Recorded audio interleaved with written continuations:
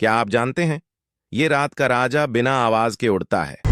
Fact एक, उल्लू अपनी गर्दन को 270 डिग्री तक घुमा सकता है। फैक्ट टू, इसकी आंखें ट्यूब के आकार की होती हैं, जो हिल नहीं सकती। फैक्ट थ्री, रात में देखने की क्षमता इतनी तेज कि अंधेरे में भी शिकार पकड़ ले। फैक्ट चार, दुनिया में उल्लू की 200 से ज्यादा प्रजातियां पाई जाती हैं।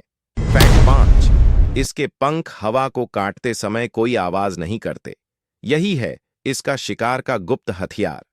अगर आपको उल्लू के ये फैक्ट्स अच्छे लगे तो लाइक और सब्सक्राइब जरूर करें।